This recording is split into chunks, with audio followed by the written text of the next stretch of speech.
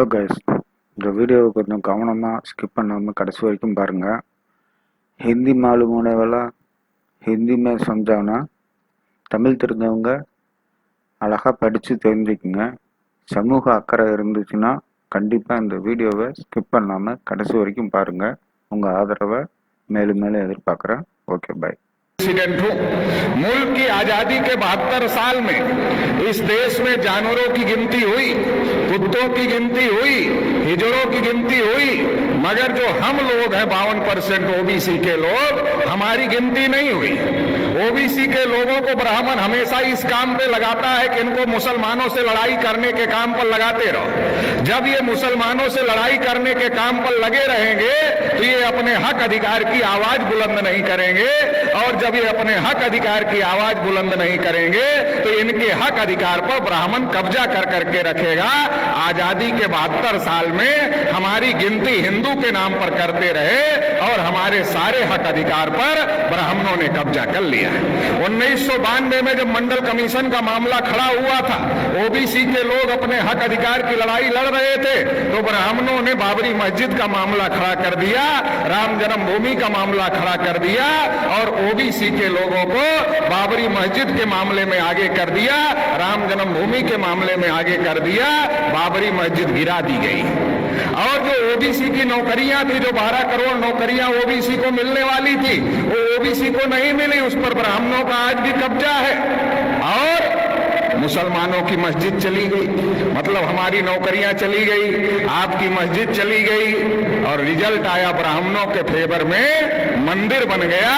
अभी मोदी जी अपने को ओबीसी कहते हैं, मगर उन्होंने ट्रस्ट घोषित किया, ट्रस्ट में एक भी ओबीसी के आदमी को मेंबर नहीं बनाए। जब मुसलमानों से लड़ना है तब हम हिंदू हैं, जब हम अपने हक अधिकार की बात करते हैं तब हम हिंदू नहीं हैं। मुसलमानों से लड़ाने के लिए हमको हिंदू बनाते हैं, और इस देश में हिंदू है कौन? ओबीसी के लोगों को ब्राह्मणों ने हजारों साल से शूद्र बनाकर रखा, पढ़ने लिखने के अधिकार से, धन संपत्ति रखने के अधिकार से, बोलने सुनने के अधिकार से, सभी अधिकार से वंचित करके रखा। लिखा मनुस्मृति में, अगर आंख से ज्ञान देख ले तो आंख में सूजा डाल देना चाहिए, उच्चारण करे तो जीभ काट लेना चाहिए, और अगर कान से ज्ञान का एक शब्द सुन ले तो कान में शीशा पिघलाकर डाल देना चाहिए, ये लिखा। शेड्यूल कास्ट के लोगों को अछूत बना के रखा, आदिवासियों को जंगल में रहने के लिए मजबूर किया, तो देश में हिंदू है कौन? ब्राह्मणों ने हमारे ऊपर इतने जुल्म ढाए, हमें अछूत बनाया, हमें शूद्र बनाया, हमें जंगलों में रहने के लिए मजबूर किया, तो हमारा धर्म और ब्राह्मण का धर्म एक नहीं हो सकता। हम हिंदू नहीं। आप रामायण पढ़ लो, महाभारत पढ़ लो, गीता पढ़ लो, वेद पुराण पढ़ लो, श्रुति स्मृति पढ़ लो, कहीं पर भी हिंदू लिखा हुआ नहीं है, क्योंकि ये हिंदू हिंदी भाषा का शब्द नहीं है, ये हिंदू संस्कृत भाषा का भी शब्द नहीं है, ये पर्शियन भाषा का शब्द है, जिसका अर्थ होता है हारा हुआ, नीच, कायर, काला, चोर, गुलाम।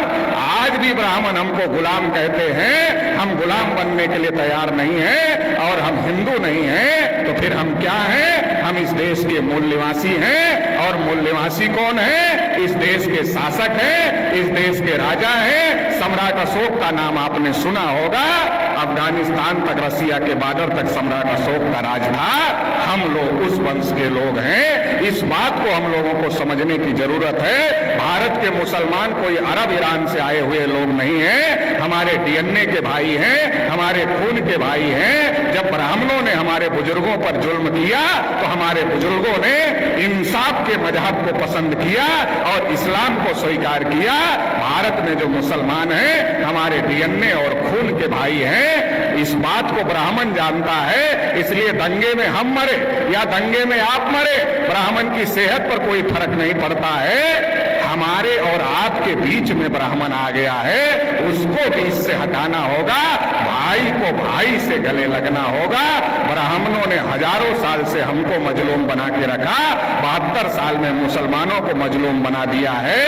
इसलिए मजलूम को इकट्ठा होना होगा, और जो ब्राह्मणों ने नाइंसाफी का निजाम कायम किया है, इसे ध्वस्त करना होगा और इंसाफ कायम करना होगा। इंसाफ की इस लड़ाई में आप साथ देंगे, इतना ही कहते हुए आपने मुझे सुना, इसके लिए आभार।